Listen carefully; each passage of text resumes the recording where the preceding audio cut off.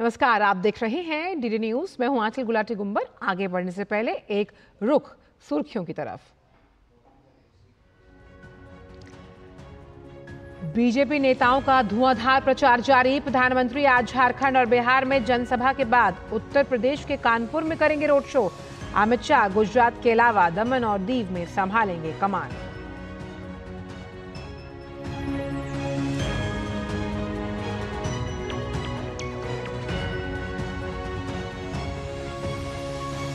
विपक्ष के प्रचार में आई धार। गुजरात और कर्नाटक में न्याय संकल्प यात्रा करेंगी प्रियंका गांधी। अखिलेश यादव बदायूं और मैनपुरी में करेंगे प्रचार। मायावती की आगरा में होगी रैली।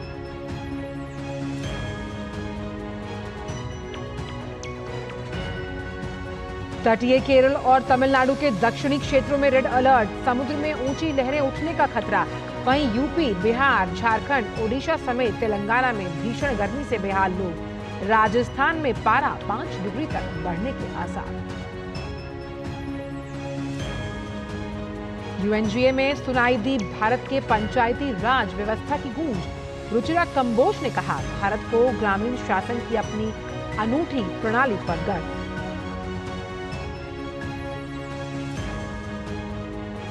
और खेल की खबरों में आईपीएल में आज रॉयल चैलेंजर्स बेंगलुरु और गुजरात टाइटंस के बीच होगी टक्कर। प्लेऑफ की दौड़ में आरसीबी के लिए ये मैच जीतना बेहद जरूरी।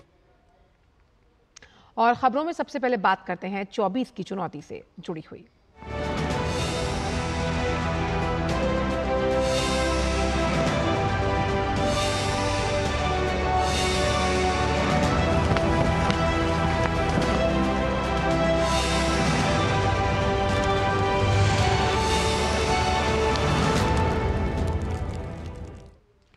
तो लोकसभा चुनाव प्रचार चरम पर है। मतदाताओं को लुभाने के लिए सभी राजनीतिक दल जो हैं वो एड़ी चोटी का जोर लगा रहे हैं। भाजपा के स्टार प्रचारक और प्रधानमंत्री आज 3 राज्यों के चुनावी दौरे पर हैं। प्रधानमंत्री सबसे पहले झारखंड पहुंचेंगे, जहां वो पलामू और लोहरदगा में चुनावी जनसभाएं करने वाले हैं। वहीं इसके बाद प्रधानमंत्री बिहार के दरभंगा में बीजेपी प्रत्याशी गोपाल जी ठाकुर के समर्थन में एक रैली करेंगे। बाद में प्रधानमंत्री उत्तर प्रदेश के कानपुर में भाजपा प्रत्याशी के समर्थन में एक रोड शो करने वाले हैं। बीजेपी नेताओं की तूफानी रैली का दौरा जारी है। भाजपा के स्टार प्रचारक और केंद्रीय गृह मंत्री अमित शाह आज गुजरात और दमन दीव में चुनावी रैली करेंगे। अमित शाह गुजरात में 2 और दमन और दीव में एक रैली को संबोधित करने वाले हैं। अमित शाह आज सबसे पहले गुजरात के बोडोली छोटा उदयपुर में भाजपा प्रत्याशी के पक्ष में चुनावी रैली करेंगे, जिसके बाद वे गुजरात के ही वलसाड लोकसभा क्षेत्र में जनसभा करेंगे। गुजरात के बाद अमित शाह दोपहर में दमनदीव पहुंचेंगे। यहां वे दुनेठा में एक रैली को संबोधित कर पार्टी के पक्ष में जनता से वोट की अपील करेंगे। लोकसभा चुनावों के प्रचार में देश भर की पार्टियां जी तोड़ मेहनत कर वोटरों को लुभाने में लगी हैं। विपक्षी पार्टियों के स्टार प्रचारक चुनाव प्रचार में एड़ी चोटी का जोर लगा रहे हैं। मुख्य विपक्षी पार्टी कांग्रेस के नेता राहुल गांधी दिल्ली में अग्निवीर योजना को लेकर युवाओं से संवाद करेंगे। वहीं कांग्रेस महासचिव प्रियंका गांधी गुजरात के बनासकांठा समेत कर्नाटक के दावणगेरे और हावेरी में न्याय संकल्प सभाओं को संबोधित करेंगी। राजस्थान के पूर्व मुख्यमंत्री अशोक गहलोत मध्य प्रदेश के चाचौड़ा, सारंगपुर और उज्जैन में धुआंधार प्रचार करेंगे। बीएसपी के अध्यक्ष मायावती आज उत्तर प्रदेश के आगरा में चुनावी रैली को संबोधित करेंगी। वहीं बिहार में मुख्य विपक्षी दल आरजेडी के नेता तेजस्वी यादव भी लगातार चुनावी प्रचार में जुटे हुए हैं।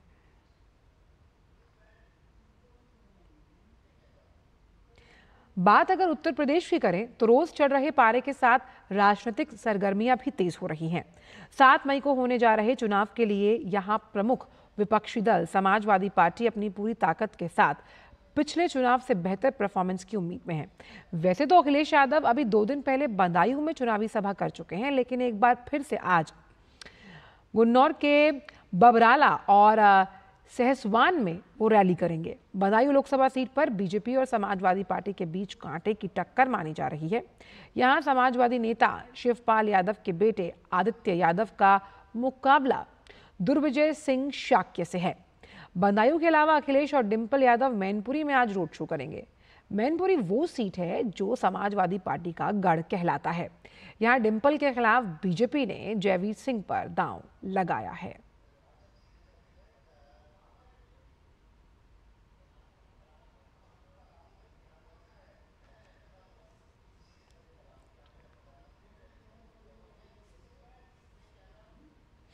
और आइए आपको सीधे लिए चलते हैं पलामू, जहां प्रधानमंत्री एक रैली को संबोधित कर रहे हैं। कश्मीर का क्या होगा चिंता रहती थी। बम धमाके, गोला बारूद, कश्मीर से वही सुनाई देता था। आपके एक वोट की ताकत देखिए। आपने जम्मू कश्मीर देखा भी नहीं होगा, लेकिन आपके वोट की ताकत देखिए। जो 370 की दीवार थी, आपके इस वोट ने 370 की 370 की उस दीवार को जमीन दोस्त करके जमीन में गाड़ दिया।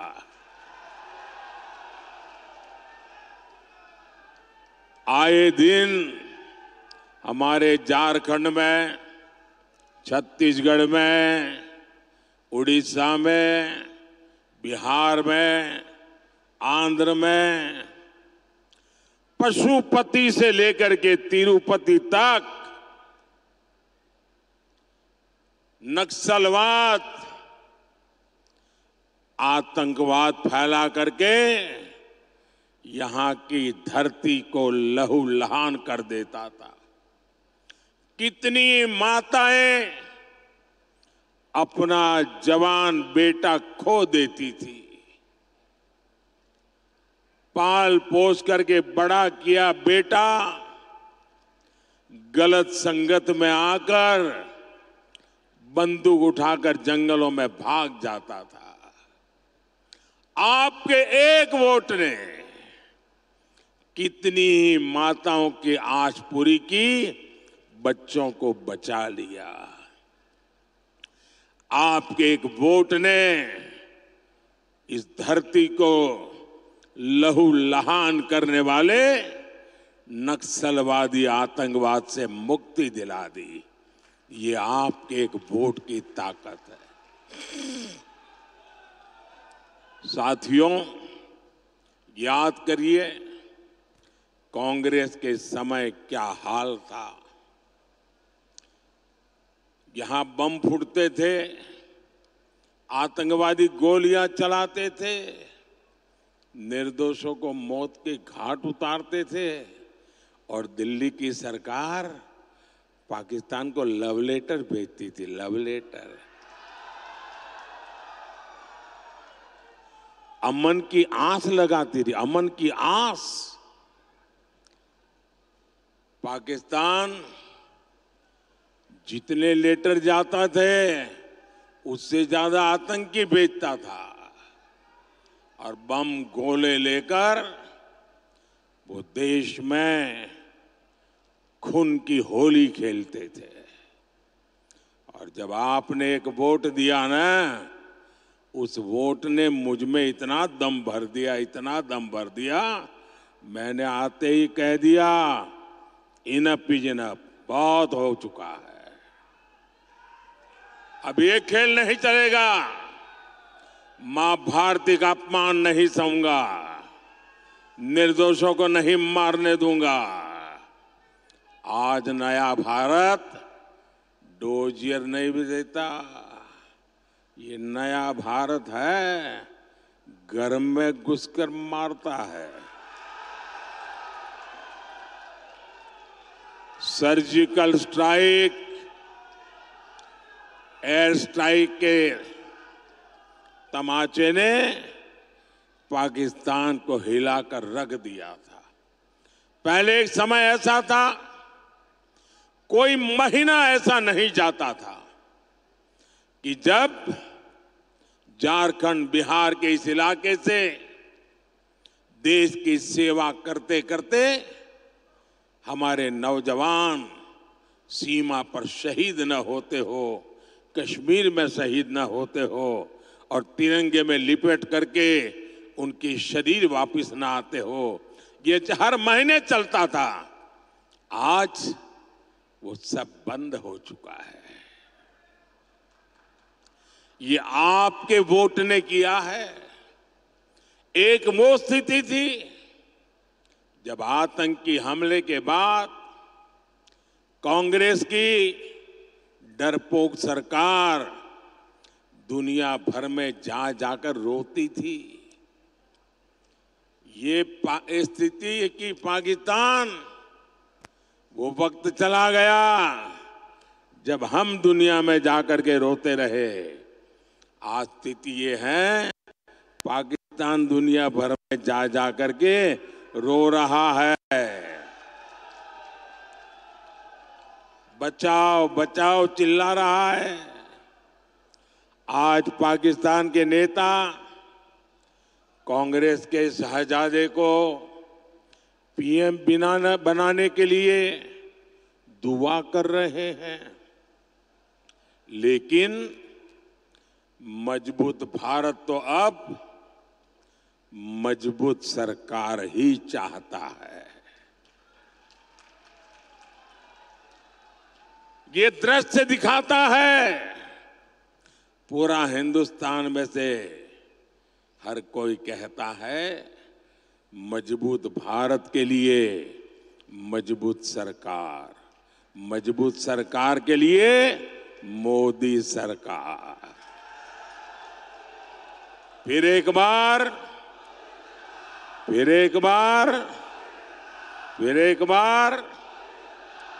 भाइयों और बहनों, मुझे सीएम और पीएम के रूप में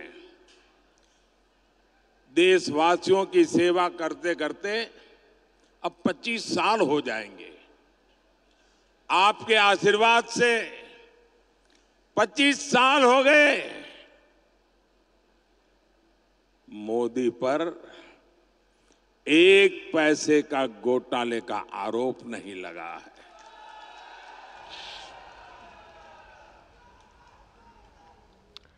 तो प्रधानमंत्री पलामू झारखंड से एक चुनावी सभा को संबोधित कर रहे थे। उन्होंने कहा कि किस तरह से जब हम मजबूत भारत की बात करते हैं तो मजबूत सरकार चुनना ही आपका दायित्व है और आपने मुझे प्रधानमंत्री और मुख्यमंत्री के रूप में बहुत प्यार दिया है। फिलहाल वक्त एक छोटे से ब्रेक का है। कब से हम इंतजार कर रहे हैं, कहाँ थे तुम? सॉरी सिस्टर, वो रास्ते में हमारा वोटिंग बूथ पड़ता है तो बस वोट डालने रुक गया था। वोट? अरे पहले दादाजी को ले जाते, फिर वोट दे आते। बेटा, जिनकी वजह से मेरा मुफ्त में इलाज हुआ, पहले उसे तो वोट देना चाहिए ना। हाँ दादा। वापसी पे वोटिंग बूथ पे रुककर फिर घर चले। ठीक है दादा। जिसकी गारंटी ने जिंदगी संवारी, उसको वोट देने की गारंटी हमारी। कमल का बटन दबाएं, भाजपा को जिताएं। ब्रेक के बाद सभी का स्वागत और आइए अब खबरों के कारवां को बढ़ाते हैं आगे और बात करते हैं 5वें चरण को लेकर, जिसमें नामांकन पत्रों की आज जांच हो रही है। सोमवार तक नाम वापस लिए जा सकते हैं। नामांकन पत्र भरने का कल आखिरी दिन था। इस चरण में 20 मई को वोट डाले जाएंगे।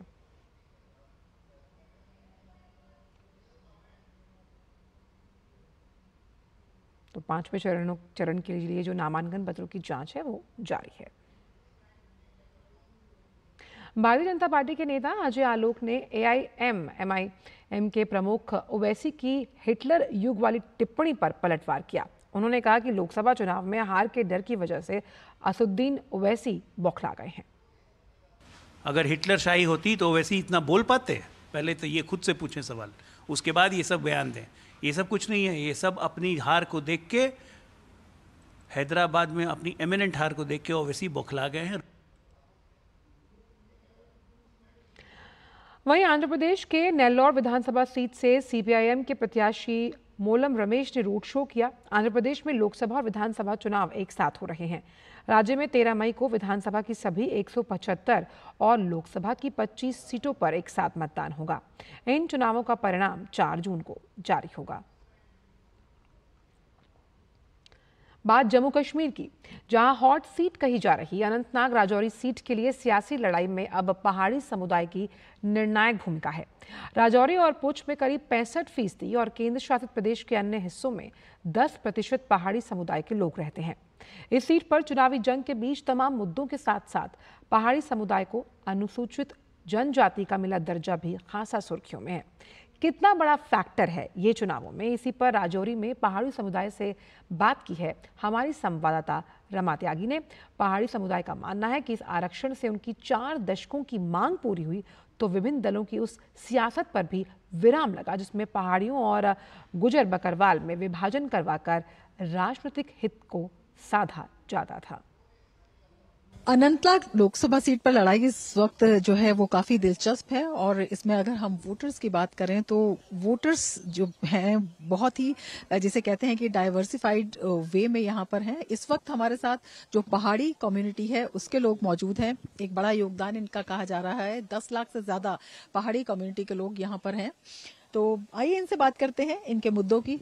आप बताइएगा इस बार जो है मुद्दे क्या क्या है? हमारे नरेंद्र भाई मोदी जी ने हमारे साथ जो जो वादे किए वो पूरे करके दिखाए। हमें पहाड़ी एसटी नहीं मिलती थी, कोई हुकूमत किसी ने नहीं दी, पहली बार हमें मिली। सबसे बड़ी चीज होती है इलाके की डेवलपमेंट। अगर आप डेवलपमेंट को देखेंगे, इससे पहले हमारी जितनी भी जमातें रही हैं, एनसी हो, पीडीपी हो, कोई भी हमारी स्टेट की, उन्होंने हमेशा हमें वोट से खरीदा है। आपको लगता है कि गुजर बकरवाल हैं जो खुश हैं क्योंकि बीच में उन लोगों ने भी इस पर कुछ विरोध किया था? आम जो पढ़ा लिखा आदमी है वो तो खुश है। आप बीच में कोई सियासी लोगों की वजह से उनके अंदर कोई इख्तलाफात फैला रहे हैं, उनको गलत क्रिटिसाइज कर रहे हैं, उनके अंदर वो उनको गलत मोटिवेट कर रहे हैं। अगर एक पढ़ा लिखा इंसान वो तो खुश है, जब उनका 10% कोटा है वो तो उनको बराबर का है, उनसे कोई छीना नहीं जा रहा है। यहाँ तीन डिफरेंट यहाँ पार्ट बने हुए थे, कश्मीरी, गुज्जर और पहाड़ी, और पहाड़ियों को बिल्कुल डिनाइज किया जाता था, पहाड़ी को किसी सतह पर रखा ही नहीं जाता था। देखिए ये गरीब लोग यहाँ तो बैकवर्ड एरिया के लोग रहते हैं। हमारे बच्चों को देख लीजिए, हमारी एडमिशन को देख लीजिए, हमारे स्कॉलरशिप में भेदभाव था, हमारी एडमिशनों के अंदर भेदभाव था, हमारी नौकरियों के अंदर भेदभाव था, हमारी जहाँ रिजर्वेशन थी, रिजर्वेशन के अंदर हमारी जो नेता लोगों की अप्लाई के लिए ये भेदभाव था। ये भेदभाव खत्म हुआ, हम सब लोग बराबर हैं। अब जिसको पब्लिक चाहेगी वो जीत जाएगा। नरेंद्र भाई मोदी ने जो काम किए हैं वो आने वाले समय में भी कोई नहीं करेगा, ना इससे पहले किए ना करेगा। तो जम्मू कश्मीर में 10 लाख से ज्यादा लोग हैं जो पहाड़ी कम्युनिटी से बिलोंग करते हैं और अगर हम पुंछ राजौरी की बात करते हैं तो उसका 56% जो है इस पूरे इलाके में रहता है। इनका कहना है कि लगभग 40 सालों से 4 दशक से जो इनकी मांग थी वो पूरी हुई है। इसके साथ ही जो बॉर्डर पर सिक्योरिटी है, जो बॉर्डर पर सुरक्षा बढ़ी है, जो सीज फायर वायलेशन की घटनाएं कम हुई हैं, उससे एक सुरक्षा का भाव इनके अंदर आया है और इनका कहना है कि ये जो इनकी मांगें पूरी हुई हैं ये इनके लिए इस बार एक बड़ा चुनावी मुद्दा है। इसके साथ ही गुजर बकरवाल और जो और कम्युनिटीज हैं उसमें एक भेदभाव की जो राजनीति थी और उस राजनीति के ऊपर जो वोट बैंक के आधार बनाए जाते थे उनका भी कहीं ना कहीं इस आरक्षण से खात्मा हुआ है। कैमरामैन अनिकेत दुबे के साथ रमा त्यागी, डीडी न्यूज, राजौरी। और बात छत्तीसगढ़ की दुर्ग लोकसभा सीट की करते हैं जो कि काफी हॉट सीट मानी जा रही है। इस सीट के लिए तीसरे चरण में 7 मई को मतदान होना है। यहाँ मुख्य मुकाबला भाजपा और कांग्रेस के बीच है। दोनों ही पार्टियों के प्रत्याशी अपनी अपनी जीत का दावा कर रहे हैं। दुर्ग लोकसभा सीट की बात करें तो इसका गठन आजादी के बाद 1952 में हुआ था। तब से इस सीट पर 17 बार आम चुनाव और 1 बार उपचुनाव हुआ है, जिसमें 10 बार कांग्रेस और 6 बार भारतीय जनता पार्टी ने जीत हासिल की है। जनता पार्टी और जनता दल की एक बार जीत हुई है। 2019 में भाजपा के विजय बघेल यहां से सांसद बने। 2024 में भी भारतीय जनता पार्टी ने विजय बघेल को ही मैदान में उतारा है। विजय बघेल इस बार भी अपनी जीत का दावा कर रहे हैं। छत्तीसगढ़ में हमारे ऊपर भरोसा करके, कथनी और करनी में भरोसा करके यहाँ की जनता ने एक भ्रष्टाचार से लिप्त और एक झूठे फरेबी सरकार को उखाड़ फेंकी और भारतीय जनता पार्टी की सरकार बनाई। एक बार फिर से इस चुनाव में 11 की 11 लोकसभा सीट माननीय प्रधानमंत्री की झोली में डालेंगे और उनके हाथों को मजबूत करेंगे। कांग्रेस ने इस बार राजेंद्र साहू को इस हॉट सीट से टिकट दिया है। भाजपा के विजय बघेल ने 2019 के लोकसभा चुनाव में कांग्रेस की प्रतिमा चंद्राकर को हराया था। पिछले परिणाम को भुलाकर इस बार राजेंद्र साहू अपनी जीत को लेकर आश्वस्त नजर आ रहे हैं। बीजेपी सरकार की विफलता है, काले धन नहीं ला पाए, रोजगार नहीं दे पाए, किसानों की समस्याएं नहीं सुने और दुर्ग लोकसभा में भिलाई इस्पात संयंत्र का मुद्दा है, उनका ये लोग निजीकरण करने जा रहे हैं, जिसका हम लोग विरोध कर रहे हैं। दुर्ग लोकसभा के अंतर्गत विधानसभा की 9 सीटें आती हैं। इनमें पाटन, दुर्ग ग्रामीण, दुर्ग शहर, भिलाई नगर, वैशाली नगर, अहिवारा, साजा, बेमेतरा और नवागढ़ शामिल हैं। वैसे तो कभी दुर्ग कांग्रेस का गढ़ रहा है, लेकिन कुछ वर्षों में भाजपा ने इस सीट पर अपनी धाक जमाई है। हाल ही में संपन्न हुए विधानसभा चुनाव में भाजपा ने दुर्ग की 9 में से 7 सीटों पर जीत दर्ज की थी। छत्तीसगढ़ में 11 लोकसभा सीट हैं, जिनमें से दुर्ग लोकसभा सीट भी काफी हॉट सीट माना जाता है। बीजेपी और कांग्रेस में यहां पर कड़ा मुकाबला है। बीजेपी मोदी की गारंटी के नाम पर जनता से वोट मांग रही है, तो वहीं कांग्रेस बेरोजगारी और भ्रष्टाचार के मुद्दे पर जनता से वोट मांग रही है। सोमेश पटेल, डीडी न्यूज, दुर्ग। और उत्तर प्रदेश की अमेठी लोकसभा सीट से कांग्रेस उम्मीदवार किशोरी लाल शर्मा ने कहा कि पार्टी के निर्देश अनुसार वो यहां से चुनाव लड़ रहे हैं। उन्होंने कहा कि राष्ट्रीय मुद्दों के अलावा वो महंगाई के मुद्दे को लेकर जनता के बीच आ रहे हैं। आइए देखते हैं डीडी न्यूज के संवाददाता ने किशोरी लाल शर्मा से जो खास बातचीत की है, आखिर वो आपको सुनवाते हैं। अमेठी में चुनौती क्या समझते हैं और लक्ष्य क्या होगा आपका? देखो, चुनौती तो मतलब हम लोग समझते हैं कि यहाँ पे टाइम थोड़ा हमको मिला तो वो ज्यादा मिला, लेकिन उसके बावजूद जब मैंने यहाँ पे आया तो यहाँ पे ऑर्गेनाइजेशन वेल इन प्लेस है। ठीक है, हमारे गांव तक भी है, बूथ पे भी है, ब्लॉक में भी है, न्याय पंचायत पे भी है। ये मेरे को देख के अच्छा लगा कि यहाँ के अगर इतने देर ये कॉन्स्टिट्यूंसी में कोई हमारा सांसद नहीं रहा, उसके बावजूद संगठन यहाँ पे अपना जमा रहा और काम करता रहा, तो ये मेरे को अच्छा लगा। किस तरीके से जो है कह रहे हैं लोगों की फीलिंग होंगी? फीलिंग तो प्रियंका जी आज सुबह यहाँ कह के गई हैं, उनका आशीर्वाद देने आई थी स्पेशल, तो आगे वादा भी करके गई हैं कि मैं यहाँ पे अब आती रहूंगी। उनके लिए सबसे बड़ा मुद्दा क्या होगा? मुद्दा तो यहाँ के स्थानीय मुद्दे हैं जो हमारी जनता कह रही है, हम उसी मुद्दों को मुख्य रख के मतलब बात करेंगे। कुछ राष्ट्रीय स्तर के मुद्दे हैं, महंगाई का भी मुद्दा है कि महंगाई कितनी हो गई। आप किस तरीके देखते हैं? स्मृति ईरानी कह रहे हैं कि राहुल जी डर गए थे इसलिए नहीं लड़े। गांधी परिवार डरता नहीं है कभी भी, कि ये आजादी के लोग हैं जिन्होंने आजादी की लड़ाई लड़ी है। आपका क्या लक्ष्य होगा? रिजल्ट आएगा 4 को तो पता लग जाएगा कि भाई क्या है। जीतने के लिए बोल रहे हैं, जीतने के लिए मैं भी लड़ रहा हूँ। चलिए, बहुत बहुत शुभकामनाएं आपको। तो ये थे केएल शर्मा जी, कांग्रेस के प्रत्याशी अमेठी से, जो बता रहे थे कि मुद्दों के आधार पर वो चुनाव लड़ेंगे और वो मान रहे थे कि गांधी परिवार यहाँ पे लगातार उसका लगाव बना रहा था, लेकिन वो गांधी परिवार के ही प्रतिनिधि के रूप में यहाँ चुनाव लड़ रहे हैं। कैमरामैन रामजी वाजपेयी के साथ विकास सिंह, डीडी न्यूज, अमेठी। और 24 की चुनौती में फिलहाल इतना ही।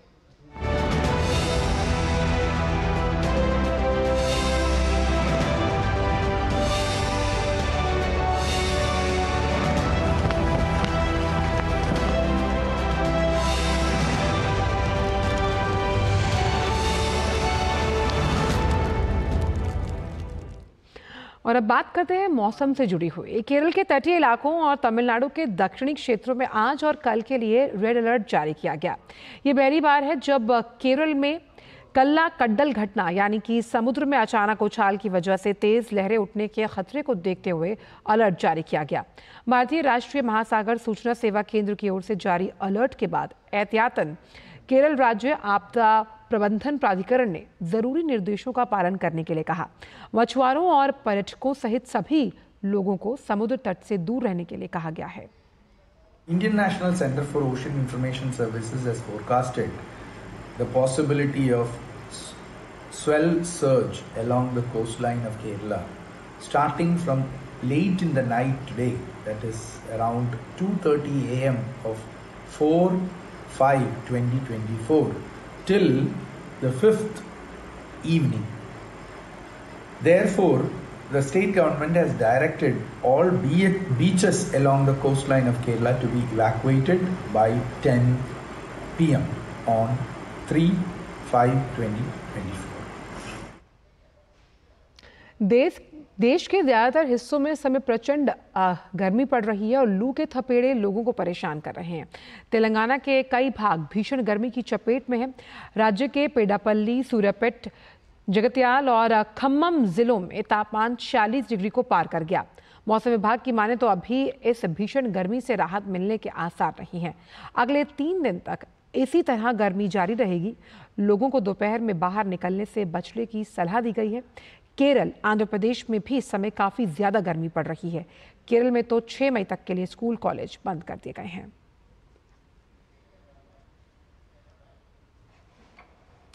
और फिलहाल समाचारों में इतना ही। दीजिए इजाजत। नमस्कार।